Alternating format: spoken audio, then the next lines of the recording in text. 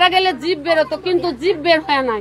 ফাঁসি দিলে জীব বেরোতো, কিন্তু জীব ফাঁসি ওর জীব বের হয়নি। কিন্তু ওর পুরো শরীরে পায়ে হাতে রক্তের দাগ, হাতে হাত দিয়ে মনে হয় ও ভাবেছে যে আমি বাঁচবো করে, এই হাতও কুকড়া হয়েছে। ফাঁস দিলে কিন্তু ওটা হতো না, ফাঁস দিলে আপনার 60 হয়েই থাকতো, সাথে সাথে কিন্তু কুকড়াটা হয়ে যায় না। মরার পর কিছুক্ষণ পর কুকড়া হবে, তাছাড়া হবে না।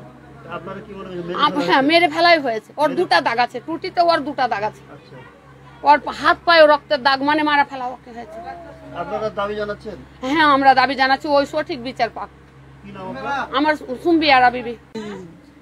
ব্যাপারটা হচ্ছে 1 সপ্তাহ পর থেকে, 1 সপ্তাহ আগে জায়গা বেচেছে, তারপর আগে যে মেয়েটাকে বিয়ে করেছিল ওইটা ডিভোর্স করেছে।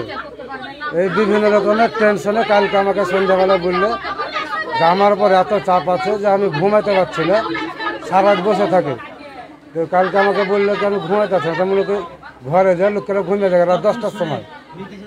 রাত 10টার সময় বললাম যে ঘরে যাও, ঘুমিয়ে যাবো।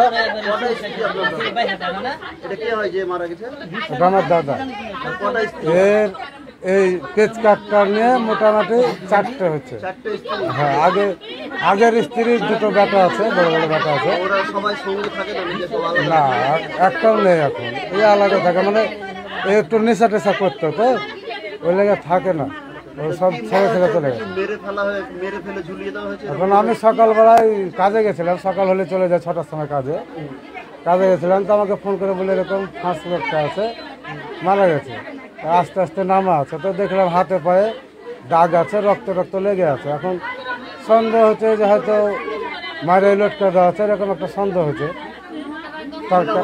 আমার নাম মুনসার শেখ। আপনার দাদা হয়? হ্যাঁ, আমার দাদা। এই জায়গাটার নাম কি? শালিকা।